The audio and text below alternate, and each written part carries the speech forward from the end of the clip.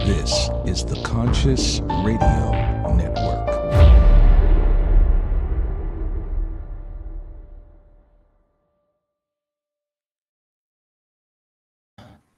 All right. Good morning, good afternoon, or evening, wherever you might be on this spaceship we call Earth. Welcome to Conscious Radio Network's live weekly series, The Weekly Seance. I'm your host, Reverend Dr. Paul Mekas. If this is your first time, please like, subscribe, comment, and most of all, subscribe to this channel, especially on the YouTube channel. Haha. This evening's show might be quite possibly pull at your heartstrings a little bit. Let me bring up that poster here. Oh, there we go. This will be a story of a battle of strength, determination, love, and spirit. Born into a family of addicts and alcoholics, when she was 19, she lost her first child. This event led her on a path of drugs and alcohol. At 25, her youngest had then passed. This event ended up pushing her to the limit, which led her to full-blown addiction. Addiction was not only the only obstacle in her life. She has been a victim of physical and mental abuse. On May 30th, 2017, she overdosed and was pronounced dead for 8 minutes. It was this moment when she was guided by the other side that she needed to return to be here for her child, Bryce. This journey had inspired her to author the book, Poems from an Addict Inside. Currently in recovery, she has experienced some of the most beautiful things in her life thus far. This is her story tonight. Let's welcome tonight to the show, Melissa DeJesus. Welcome, Melissa. How are you doing? Good. How are you? I am very well. Sunny Florida. Yes. And you're in Florida too. Yes, the mixture of the weather. Yeah. So, yeah, and it's kind of warmed up a little bit here in the studio. You know, I keep the AC kind of productive, but other than that, this is going to be an interesting show. This is the first time we've touched a little bit on this topic on this show, and I'm looking forward to this discussion and learning more about you and how you pulled your life together through everything that has happened in the past. Because some people aren't so lucky. And where shall we start? I don't know. There's a lot. Yeah. Yeah. I mean, if you want to go back as far as where you're comfortable is going back to, yeah. Like I said, I don't want to make you feel uncomfortable. Because I said I kind of warned people, you know, we might cry, we might laugh on this show tonight, but okay. I mean, I can start from as far as I can remember. All right. Like you said, I grew up with a family of addicts and alcoholics. My mom and dad were both using while I was growing up, and it was an abusive household. My dad's drug of choice was crack, and I found out later my mom was doing it with him. Oh, wow. So it was really hard growing up because like I always had to walk on eggshells. I didn't know what I was going to do right, what I was going to do wrong. And like till this day, I'm afraid of belts because we used to get beat with belts all the time, no matter what happened. Like I remember I was 2 years old and I wet the bed and my dad beat the crap out of me with a belt. So apparently he wasn't happy about it. And then like just growing up, it was always like my mom and dad were always physically fighting. And like I said, we were abused, whether it was physically or emotionally. And by the time when I was 5 years old, I was molested by a little girl down the street. And it happened for a year, and I told my mom about it, but she didn't believe me, and it was kind of hard. So growing up, I learned to keep to myself and not share anything, and and what, back in the day, it was what happened behind closed doors stayed behind closed doors. So the abuse that happened in my family and the drug use and everything that was happening behind my doors, like I couldn't tell my grandparents or my aunts or my uncles or anything about it, because then I would just get myself in trouble. Yeah. And then, like, my mom and dad got divorced when I was 6, and I had a 2-year-old brother at the time, and I raised them. So by the time I was 6 years old, I was raising a 2-year-old. Till this day, we're very close, which is a good thing, because he knows everything I've done for him, like growing up. Yeah. But it was hard because I didn't have a childhood, like growing up, I really didn't have a childhood. Like, I had to be home when the street lights came on. Wasn't really allowed to stay over people's houses until I was like 16, 17 years old. And then, like, things just got difficult. Like, by the time I was 15, I had an eating disorder. Because that was the only thing I could control, was, what was in my body and what wasn't in my body. And then that's what, like I was telling you before, that's when I started writing poems, because that's the only way I learned how to express myself. And like I did try weed back then. It wasn't really my thing, and I didn't start drinking until I was like 17, when I dated this 21-year-old. But even then, it wasn't really my thing. But like, I didn't realize I had a problem back then until I became in a 12-step program. Yeah. But like you said, well, when I was 17, I ended up having a miscarriage because the guy I was with cheated on me and left me while I was pregnant, and I had a miscarriage, and I had to go through all that by myself. So, but I did meet this other guy, and when I was 19, I got pregnant, but then I had my son 3 months premature, so his lungs weren't fully developed. He was in the hospital for about 5 months.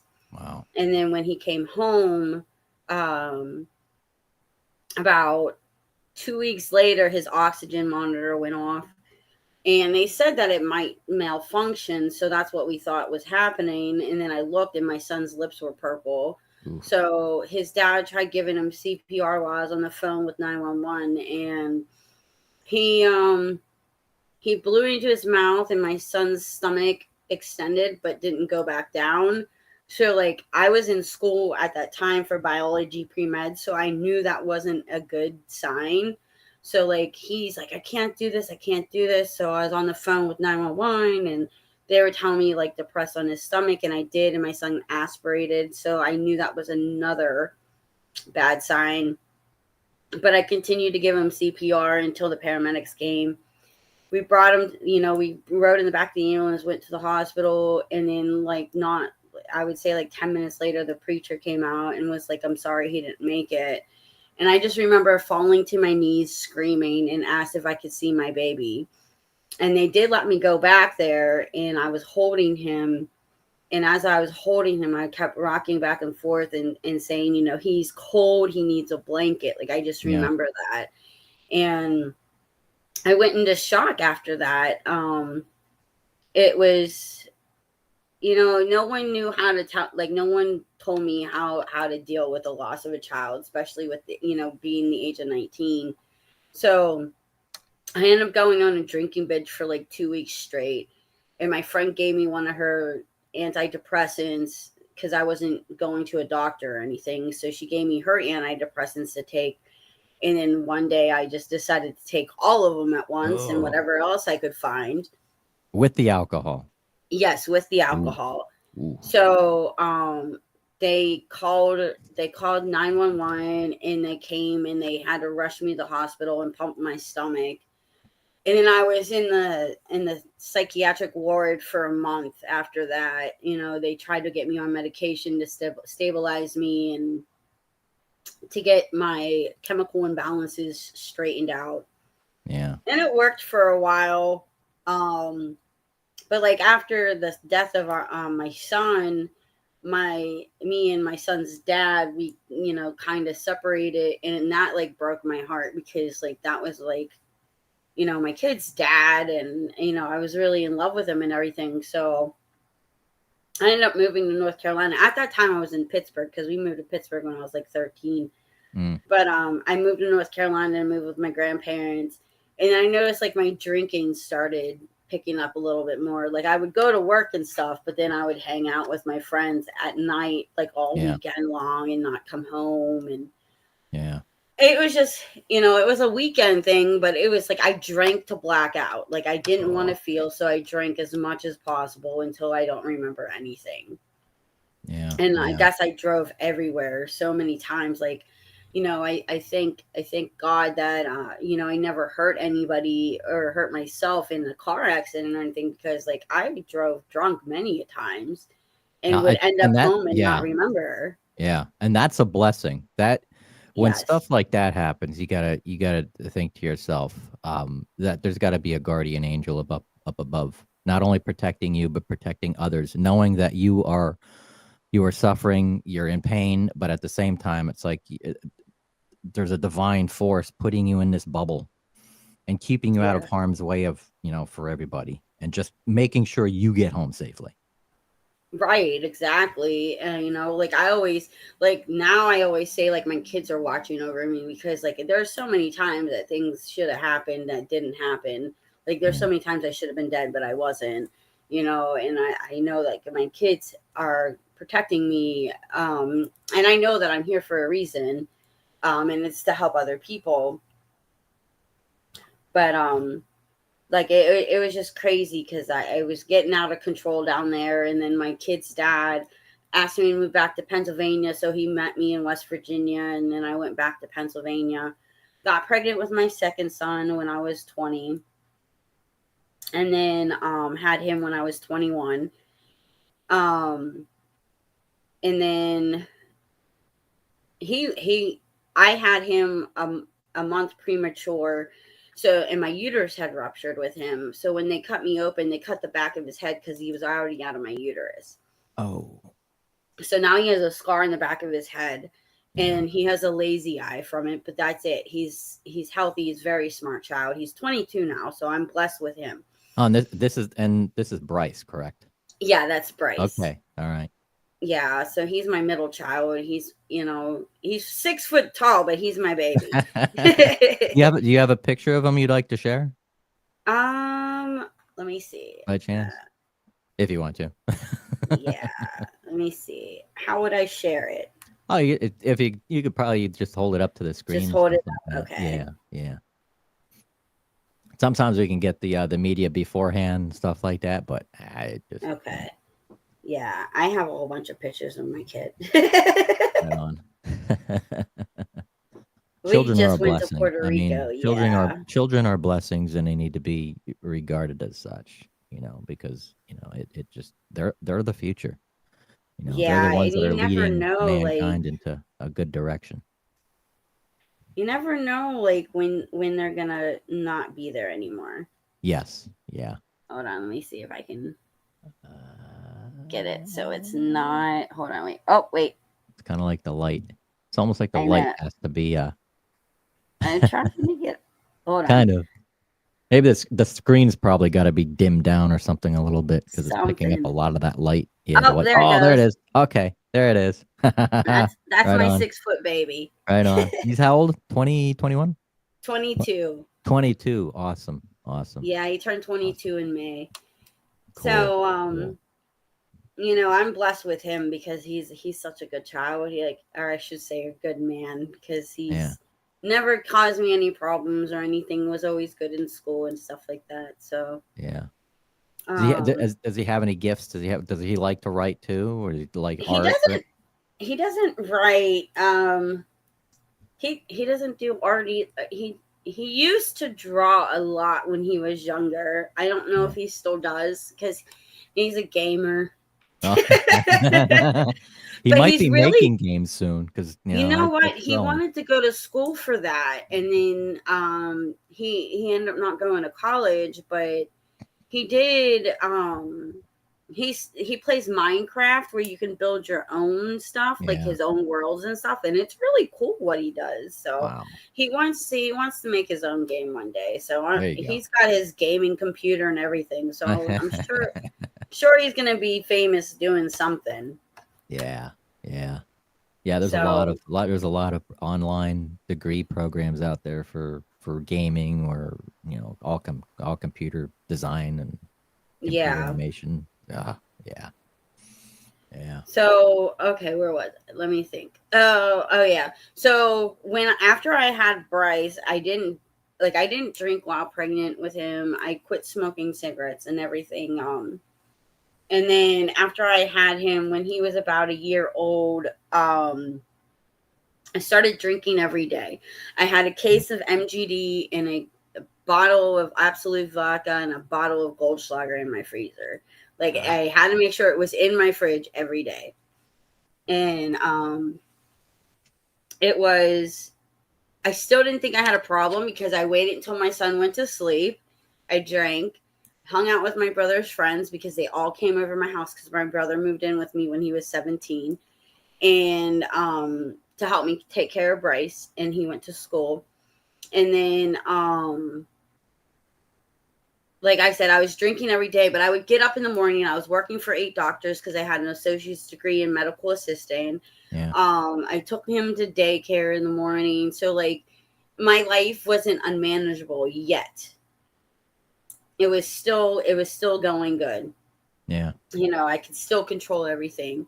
And then when I was 23, I got pregnant with my youngest son, Marshall. And I ended up having him a month and a half premature. My uterus had ruptured with him too. And when they cut me open, he was out of my uterus under my rib cage. Oof.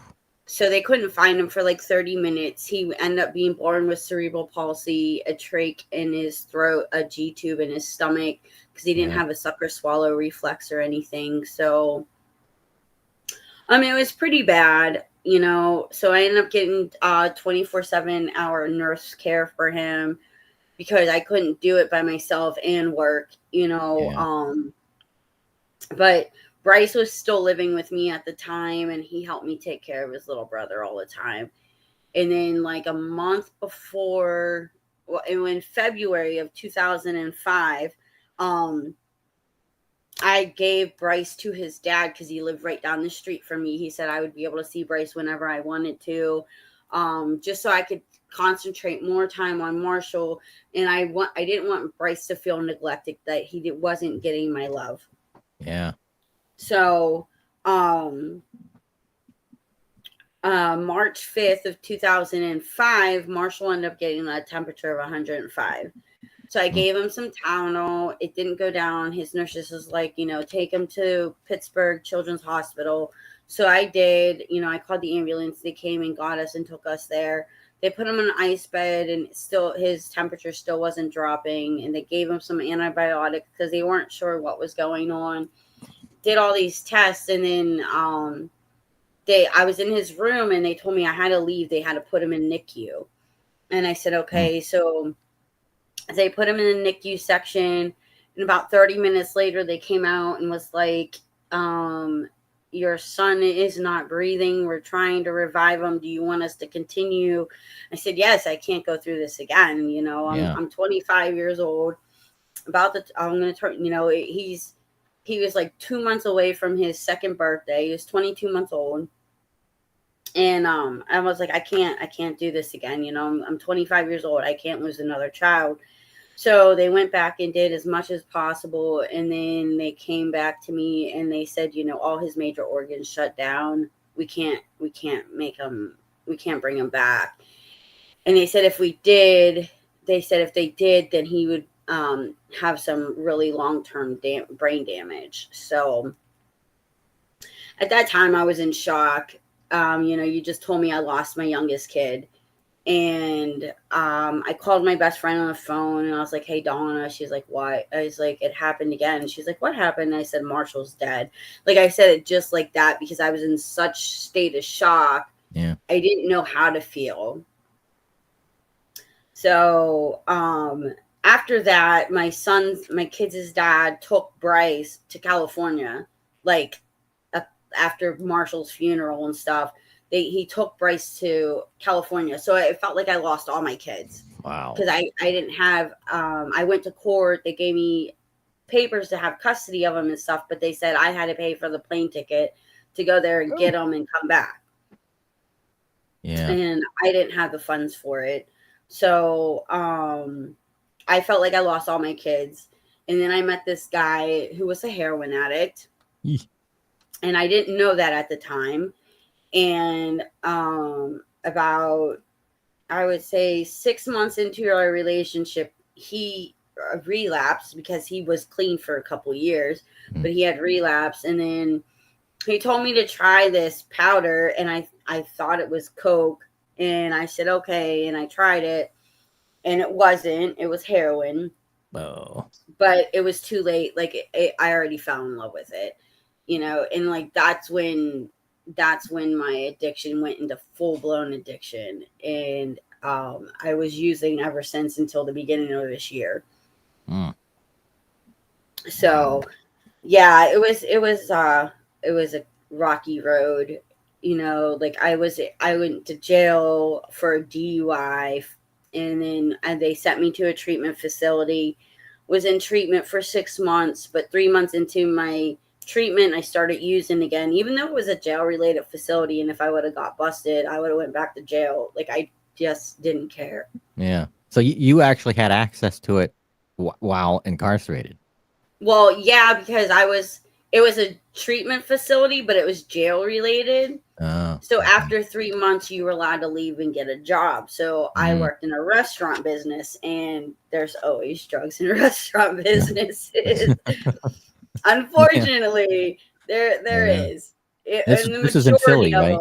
This is in Philly, it's in right? Pittsburgh. Oh, Pittsburgh. Well, close. Yeah, close enough, and right? I'm kind of imagining it too. I'm going, okay, the dark alleyways in the back, and just one light, and it's dim and it's raining or it's snowing, and just like a drug deal going bad. Yeah, it's pretty much downtown Pittsburgh's like that. But yeah, that's where I worked. It was at the strip district in Pittsburgh, and like every one of my cooks or the dishwasher or some, even like the other servers, they had some type of drug on them. So like after 3 months of being in treatment, I started using again. And that was back in 2014. Yeah. And then 2015 was coming up. The end of 2014, my life was just getting crazy. I was living with my mom, and my mom was still in active addiction. She was drinking all the time, and she would ask me to get her pills or something. And two addicts living together after a while, it just gets really violent. Oh, I bet you're blaming each other. Where's my drugs? Where's this? Where's that? And it's like, you took it. Exactly. Like you did it, not me. Yeah. But yeah, now, it was. Do you think, or do you feel that looking back, especially with the last boyfriend that you said that introduced you to heroin, do you feel that if that would have never happened, that this whole story would have changed from here on out? Or do you think you may have been introduced some other way? Because it's like a magnet. It's like almost like being a magnet for random chaos. Like, well, it's crazy because it was crazy because the guy before him I dated was a heroin addict, and he stole all my stuff and pawned stuff, and I broke up with him because of it, because I found his stash and I hid it from him, and I would find empty baggies in his pockets and all this other stuff. So like I broke up with him from that reason, for that reason, because I said I was never going to use that stuff. So I think if the guy I was dating never said, hey, try this line of Coke or try this, if he would have said, hey, try this line of heroin, I would have been like, yeah, not happening. Yeah, hell no. Yeah. So I don't think my story would ended the way it, I don't think I would have the story that I have today. Yeah. Now go back. I'm going to go back a little bit more. Actually, okay. I'm going to go a little bit way back because I have a little bit of a question. When you were 6 years old and you were pretty much taking care of your siblings, is that because your parents were at that point of addiction to where they couldn't do it So Yeah. you were pretty much, I mean, they were around, right? They were around, My but they were dad just like, wasn't. yeah, Yeah, my mom and dad got divorced when I was 6, so my dad was out of the picture. He was like a full-blown crack addict, yeah, and my mom was out drinking all the time. So like I'd wake up and she'd be lying on the floor naked with some random dude, and my brother would be saying he was hungry. So like I learned how to make eggs because we'd always have eggs because of yeah, the WIC program and food stamps, the big chunk of cheese that they used to give you. yeah. Government cheese. Yes, yeah. Yeah. So we would always have that kind of stuff. So like I would cook for him and stuff. So that way, that's probably why I hate cooking now. But Mm, but I would cook for him and make sure that he was fed. Like I learned how to survive at a very young age. And I learned how to take care of other people at a very young age. Make sure my son listened to me. Make sure my brother was okay and taken care of. So but when I turned 15, my mom had another child from another guy, and I took care of him. Everyone thought he was my kid. yeah. And I was like, yeah, right. I was like, my mom would kill me. Yeah. But he was always with me, so it Yeah. never changed. But yeah, my life still wasn't unmanageable though. Like I still was getting up and going to work, and I Bryce finally came back to Pittsburgh before I moved to Florida, and I had partial custody of him, so I had him every Wednesday, every other weekend, and on certain holidays. And like things like during that time I tried committing suicide again 2 other times. Like right after Marshall passed away, I tried killing myself. I even wrote a suicide letter. Ooh, Like that's how bad it got. And yeah. then in 2008 I tried overdosing on a whole bunch of pills again, and my boyfriend's daughter and his sister found me, and they were both like 8 years old, so they had to take me to the hospital. His dad took me to the hospital because he was incarcerated at the time for a burglary. Hmm. So things were just like certain things just started happening, but like I still was going to work. I still got up in the morning. But the only thing is, like, when I moved down to Florida, I would get up in the morning, but I'd have to have my line first before I could do anything. Like I couldn't get dressed or nothing unless I had my Wow. heroin. Like I had to have my drug. Yeah. Like people It have wasn't their yeah. coffee and cigarettes. Like I needed drugs. Yeah. It wasn't the cup of coffee or smoothie. It was you needed something stronger. Yes. And like that's the only thing that I could do to like get motivated to do anything. Yeah. And that went on for, like I said, I moved down here in the January of 2015, and I used until the end of January of this year. Um I started using in 2000 and the end of 2005. I started using heroin. Ooh. So I was using for like 25 years or something. Like I was using for a long time. Yeah. Heroin, alcohol I started using, after little Wesley passed away. So that was for a while too. But like I quit drinking alcohol when I was 30. And that's because, it messed up my high on heroin. So I quit drinking alcohol. Uh, yeah.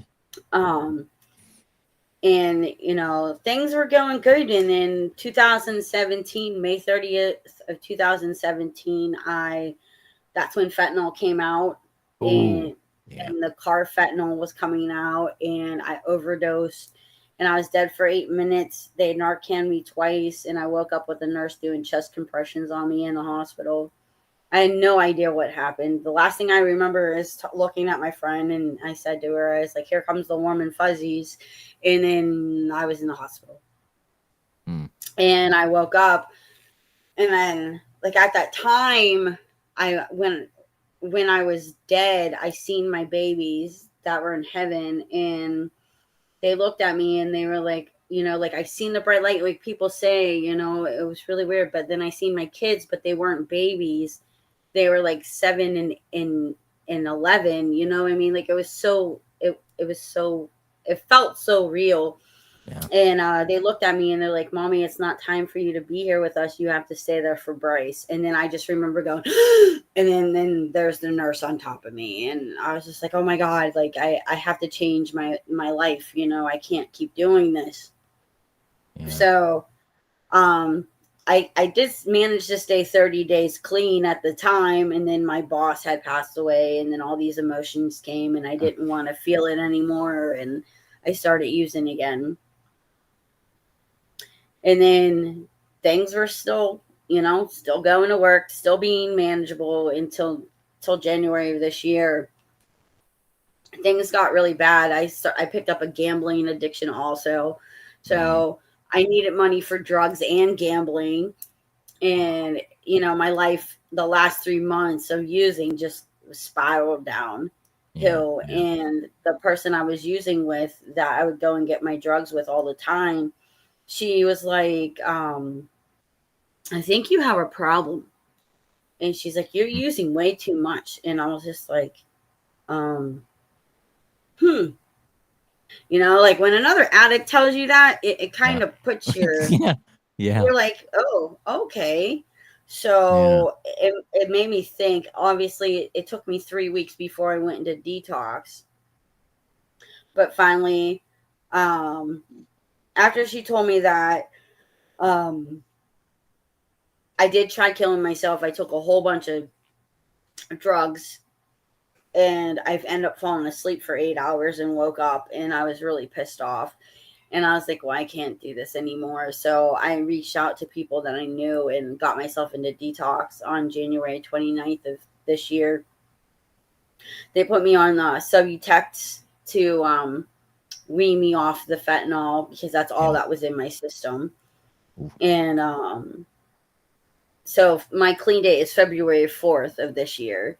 So I actually just celebrated 9 months 2 weeks ago. Wow. And it's the longest clean time I've had in 25 years. Congratulations. Thank you. And I pray that this is maintained. Yeah, I have to do something for my recovery every day. Yeah. Is there a and there's so many different outlets out there for this. What is your outlet? And this is probably where we're going to get into your authorship, but what is this outlet that you're finding works the best to keep that out of your mind? It's almost like smokers have to find something to keep busy. Right. What is it that drives you and keeps you busy to keep this out of your system? Or even well, about it? I tell my therapist and my physician assistant and all that, like I tell them, like, I'm an addict. I'm that thought's gonna always come in my head, but now it's not staying in my head like it used to. Like I used to get obsessed with it and I would just want to get high, but now what I do is when that thought comes out, like in my head, I tell on myself because I used to like not tell people I want to get high. So like I have a big support group. I have 64 females in my sponsorship family that I can reach out to, and then I have my family that I can reach out to. And like you said, like I write, like even when I share with people, like I want to get high, sometimes I'm still so emotional that I just write it down in my poems. So that begs another question. How do people sponsor you? What do they do to sponsor somebody like yourself? Well, they have to be in a 12-step program also. And then they have to make sure that they work all 12 steps. That's why it's a 12-step program. Yeah. Because they have AA, NACA, GA, SA. There's so many A's out there now. But and it's not Canadian, eh? Right. But yeah, so there's so many different 12-step programs now. Like they even have like CODA for codependency, people who are codependent. So the people that sponsor you are somebody who's already worked the steps, and you want to find somebody that can relate to you, like have something that you want, something that's not materialistic. Yeah. Like my sponsor, me and her, we went through this, some of the same things. So it's easier for me to open up to her because then I don't feel judged or anything. Yeah. She's very non-judgmental. So that's a good thing. And, because I always had, mommy issues. As I say, most people have daddy issues. I have mommy issues. Because me and my mom never really got along. She always treated my brothers differently than she treated me. And I asked her why. And she said, because you're a very independent person. And I didn't think you needed me. And I was like, you're my mom. I do need you. Like, I don't understand. Yeah. So, but like, I had to accept that, my mom raised me the best that she could with what she had. And that was kind of hard to deal with. So, but, I definitely, sorry, I just yawned, but I definitely, am getting better with accepting, where my mom's at and know that she's not going to change. So Shows she's still alive. She's still with us. yes, she's still alive. She's still with us. So is my dad. My dad's got like 25 years clean now. So. Oh, wow. Yeah, he's doing really good. Oh, congratulations to him as well. And your mother? She still drinks. She's slowing down, so it's not. She's not as bad as she used to be. Yeah. So, I remember when I was 12 years old, they did an intervention on her, and I was like the main person to give my mom an intervention. And I'm like, I'm 12, like telling my mom she needed help, and just her looking at me saying, why are you doing this to me? You're my daughter. You're not supposed to turn your back on me. That made me feel like crap. Oh, yeah. Yeah. So it was definitely hard. Yeah. Have you noticed, has peer pressure ever played a part in any of this, any of the addiction throughout your whole life? Has there any been in anywhere any peer pressure that was used? Like, for you me, gotta try no. this. No. For me, it wasn't really peer pressure. Like the only time, like I said, was like the guy that I dated was like, here, try this, and I was like, well, oh, okay. Like it wasn't even really peer pressure. I was just like, okay, and then I tried it, and then like 6 months later, I was like, what was it? When I was already addicted to it, So yeah. Peer pressure was never, because I was like my mom said, I was an independent person. I never depended on anybody, so like I always did what I wanted to do when I wanted to do it. And so peer pressure, I know it's a lot on other people. Like I peer pressured my brother to smoke weed, and he was like 12. So I'm not proud of it, but like sometimes you give them the guilt trip and be like, well, if you don't do this, then I'm going to tell mom that you did it anyways. You know what I mean? So like you get the little peer pressure going on there. That's the evil peer pressure. It's like, yeah, oh man, I'll tell mom on you. Oh man. But yeah, so it was definitely it was all my doing. It was my choice to pick up something.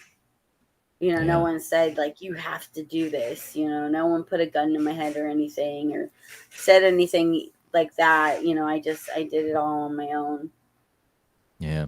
Now, do you feel that this all started because you were surrounded with it so young that you thought this was normal, that this has got to be a part of the lifestyle, or that it's kind of nurtured, and because it was in your environment that it led you on this path?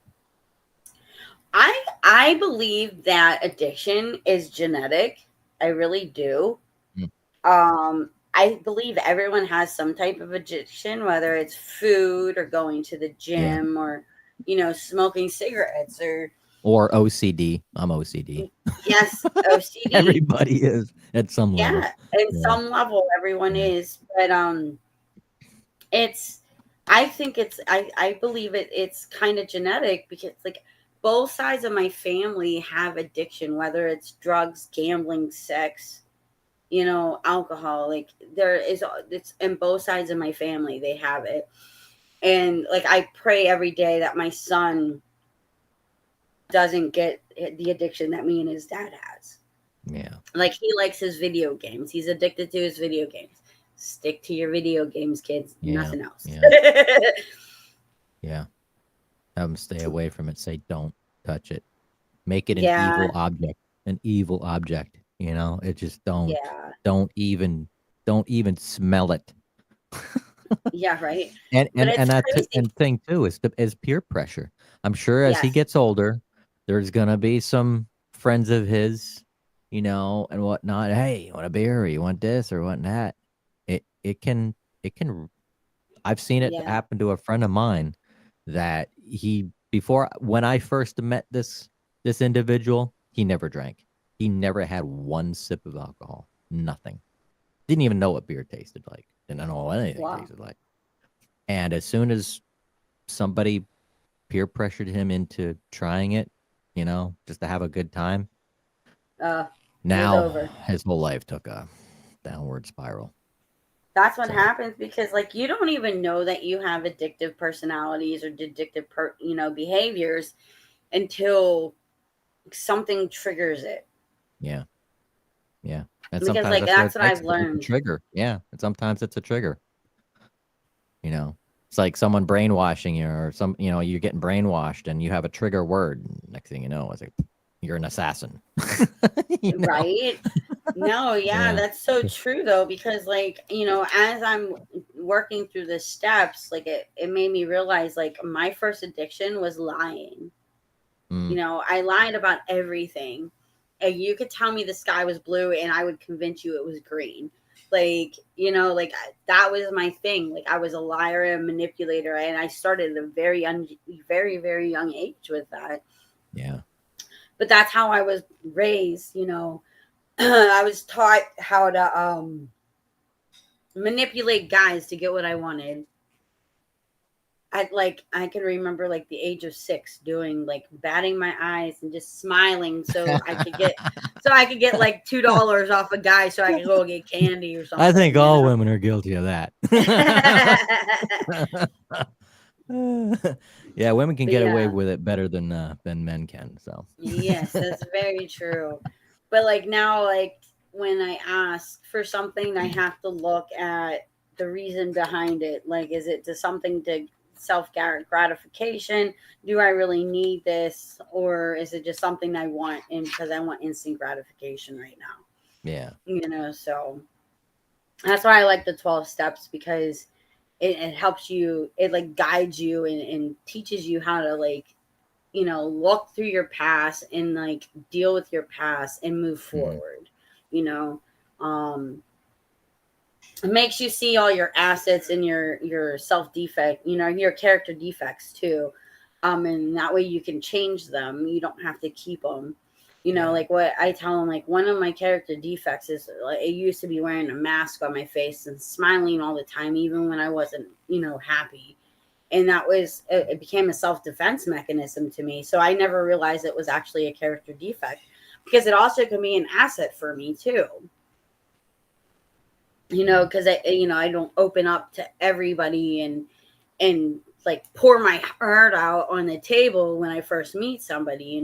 yeah, Like, I do hold back, and it takes a while for me to let people in, because I also suffer with a borderline personality disorder. So when people start getting too close to me, I start pushing them away, and then when they get too far, I pull them back in, and then I, go back and forth, go yeah. back and Tug of forth. war, pull Yeah, convoy. Yeah, until yeah. finally they get fed up and they leave, and I'm like, "See, I told you you were gonna abandon me," you know. Ooh, yeah, yeah. So that's something that I also struggle with, and I'm working on it though. So it's Now getting your better. outlet, the outlet that you have as being an author, Yes. that you have a book called Poems from an Addict Inside. And tell us a little bit about that, how you started this. Okay, so Um, I started writing a long time ago. Like I said, when I was 15, and then I lost all my poems, throughout my years. And after my overdose in 2017, I started writing a lot, because not only was I was using still, but I was in a 12-step program saying I was clean. Yeah. So I was going to meetings and sharing and speaking and all this stuff. So like I had all this shame and guilt from lying to everybody and not being honest with myself, that I started writing everything in poems, just like how I felt and getting it out that way. And then like even in my book, there's a there's poems, there's 10 parts of this poem. It's called The Little Girl Inside. And it starts from when I was 6 years old until when I supposedly had 18 months clean. So like I have to redo this. Like I got to finish writing this. I started doing part 11 for my new book, to let people know, like, you know, I lied this whole time. I wasn't really clean and all this other stuff. And then I dealt with more stuff than what I said I did, you know. But there was 10 parts, you know, and a lot of people really liked it because they never seen someone tell their story in a poem. Yeah. You know, and then like I wrote a poem about, you know, when I see my kids after my overdose, and I just, you know, it helped me get stuff out. Like I still was getting high, but it wasn't, you know, I was still in pain and I was still sick and suffering. So I figured if I could write more things down, then more people could relate to me and realize that they're not alone, because I always felt like I was alone. Yeah. Would you like to share a short one? Pick a short one to share with us. How many poems? How many are in the collection? In the collection, I believe there are. I'm trying to think. I know it's like 150 pages. Oh, wow. Wow, that is a book. Yeah. So, this is the one. This is called Blue Skies. It says, "I'm not a bad person. I didn't mean harm. Things happen in my life, but don't be alarmed. I didn't know how to cope, and then I found a way, but the path that I went led me to stray. I caused a lot of pain and almost died. I didn't mean to make everyone cry. I didn't learn, and I went back out. It really doesn't matter because you all had your doubts. I continued to use until the break of dawn. Next thing I knew, my life was gone. 8 minutes was long enough to open up my eyes. I got to see my babies in big, beautiful skies. They sat there and told me that I couldn't stay. I need to get help and live a different way. The next day I went to meetings and people took me in. They said if I stay long enough, I too can win. I took their suggestions and got a sponsor too. I started working steps to see what I've been through. I was hurt by people and people hurt by me. Looking at my past is something I didn't want to see. But I continued to do the next right thing and started helping others see what life can bring. I still work on myself every single day. I never knew that I could live this way. Life is so much better and I am on top. It always feels great when you know you don't have to cop. Living this new life is like a discovery, so I'm glad things ended with me in recovery, because people are out there dying left and right, never given the chance to win this fight. So if you're an addict just like me, get the help that you need to set yourself free." Wow, that's beautiful. That's Thank really you. good. You're welcome. And for those who want to find her book and read her book and purchase her book, you can find it on Amazon. I'll bring up the picture of it. This is the front cover. Poems from an Addict Inside by Melissa DeJesus. So yeah, just look for that book cover. It's really cool. And this is when was this published? In 2017 of September, I think. Oh, Of okay. 2017. All right. Yeah. And you're working on more work. You got some Yeah, more I have a whole I got a whole bunch sitting right next to me that I've been working on. I probably have like 25, 30 of them sitting right here. Oh, wow. Yeah, I started writing them in February of 2015 of this year. So every time I'm struggling, I just write something down and then I get it out. So if there's any self-publishers out there, any book publishers that work with self-publishing and stuff like that, reach out to Melissa or myself, and we can hook you up. That would be awesome. Sometimes the big A company out there is not always the best. 'Cause Yeah. they take a lot of they take a lot of the artistic money away from the artist that's actually doing the work. Mhm. So, but yeah, I'd like to see people, prosper and actually, get themselves back together and, and make a living out of the work that you do and the art that you do with with your heart. We Mhm. deserve it. You deserve it. And but yeah, absolutely. Now, we got about 10 minutes left. Looking for some big takeaways and stuff like that. If there is anybody that might be listening tonight or watching this tonight, because this is also going to be on Libsyn, iHeartRadio, Spotify, Google Podcast, and TuneIn. Audio only, but on the YouTube channel you can watch it anytime. So, for anybody watching this show that or will watch this show that may be going through this, um, what do you suggest that their first step? The first step is to admit that you have a problem. Like, that was the hardest thing for me, is to admit that I was had a problem. And the second hardest thing for me was actually to ask for help. Mm. So if you are struggling with drugs or alcohol, I would say find, like, I know in Florida it's 211, and they have, if you dial 211, it gives you all the information for treatment facilities, mental health problems, anything. Um, but you could, even go on my Facebook page. Poems from an Addict Inside is my Facebook page. You can go on there, reach out to me, and I can direct you to the right person to get help with. But just know that you're not alone. There's other people out there struggling too. And, drugs are killing a lot of people these days. It's Fentanyl is went the biggest one right now. Yes, Fentanyl. it went, like, I think they said it's 80% higher than what it's been. Wow. What is your Yeah. what's your how can people what's your Facebook handle? Let me just make sure it's the right one. I don't want to give you the wrong one. I think it's Melissa DJ31, but let me just make sure. Where am I?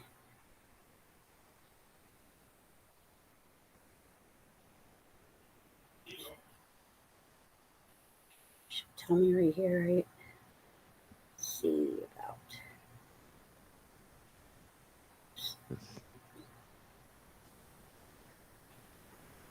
Where are you? Facebook.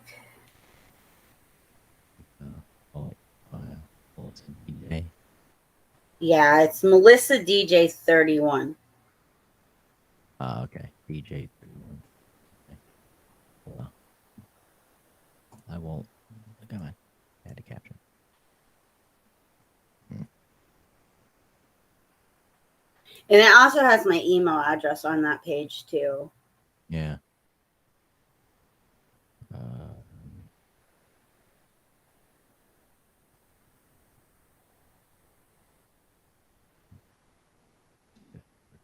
Come on, Emma. Oh, I have a picture of me and my son, and it says, "This is recovery." I don't know why my ticker's not working. I got a ticker that goes across the bottom of the screen. As long as it's broadcasting, but now it's just not wanting to work.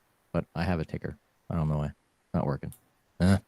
I'll have the information in the description. But we do have in the description below and on the YouTube channel, we do have the website where people can go, the link on Amazon to go find your book. Awesome. So yeah, it's on Kindle right now, and then hopefully it will be available to purchase with books. All right. Let's see. Yeah, just, people are struggling. Just know that you're not alone, and just ask for help. Like, I know it's scary, but you know, it's the best thing that you would do ever in your life is just to ask for help. Just like I said, you know, I've lost so many people of overdoses. Yeah. It's so sad. Like we literally just lost a friend like 2 weeks ago. So, Oh, wow. and There we before go. that, it was somebody else. Uh, Up, it's what? Yeah, I know. Melissa. That's like, what happened here? Ah, M.E., where are you? I want to buy a vowel. Not that vowel. Wrong one. Is that it? Yeah, there you go. There we go. All right. There's the Facebook page. Yep. So you can find Melissa there at Melissa DJ31 on Facebook. That will guide everybody where they can go. And then in the description on YouTube, you'll find the link to the YouTube, or not YouTube, but the Facebook. Not Facebook. God, everything's all messed up. The other place, Amazon, another vowel. And I'm not drinking, just tea. Right. I get so happy and giddy and go lucky and just all, you know, my mind just goes in all different directions when I do the show. Sometimes I can't think straight. So I hear that. I hear that. Yeah. Yeah. So, but yeah, it is important for people to admit that you have a problem, and to admit to that and seeking the help is important. That's definitely the first step. And oh, cool. let's see, we got let's see, found your page through the book title. There you go. Awesome. It's Joanne. Cool. That's my girlfriend. Actually, she's up in Kansas right now. She's watching you from Kansas, and she's awesome. freezing her butt off because it's like in the 20s up there. I bet. Yeah, my friend just drove to New Jersey. I said, "You're crazy." Yeah. I said, I was mad the other day when it was 64 here. I was like, I'm freezing my butt off. Yeah, and it's been in the 70s. It's been in the mid 70s today. So it's like, I bet she can't wait to get back here. She's like, yeah. It's like 5 layers of clothing. I know. My friend lives in New York. He said they got over 60 inches. Yeah. Especially if it's up in the Buffalo area, because that's the snow belt up there. Mm-hmm. Yep. I was like, that's crazy. I said, I'm glad I'm not there. Yeah. Everybody wishes they were here. Right? That's why they keep moving down here. There you go. Yep. Now we're going to go up there in the summertime. There you go. She said it's so cold. Yep. Yeah, she goes, it's so cold. Yeah. Sorry, hon. You'll be back soon. I'll save the weather for you. Hopefully it doesn't get cold before you get back. Right. Don't bring the cold with you. Right? Oh, man. So, Melissa, thank you. Thank you very much for being on the show tonight and allowing us to help tell your story. And if there is anything that I mean, this is a continuing process. I mean, you have a long life to live, and everybody goes through their own battles. And there's a lot of people out there that are going through their own battles. And, this is an opportunity for you to share your story for people that are going through this and might be going through something similar to you. It kind of, I feel it makes people stronger, thinking that, hey, or making us go, wow, I think this is a good avenue, it's a good outlet, and changing your life around. And you said 9 months, right? 9 months clean. Yes. Awesome. Congratulations again. Thank you. That is awesome. Let us know when the anniversary hits. I know when it's going to be. But, give us a ding. Hit us up and say, hey, it's 1 year. Woo! I will let you know. And let me know when the next book comes out. And if there is any publishers out there that want to help Melissa out, let her know. Either get a hold of me or find her on Melissa DJ31 on Facebook. And awesome. Well, Melissa, you have yourself a wonderful, blessed night. Thank you very much. Oh, you too. Thank you for having me. You're very welcome. You're very welcome. So anybody, thank you for tuning in to Conscious Radio Network. And again, please subscribe, like, share, comment. And until next week, you all have a wonderful, wonderful night. Thank you and good night.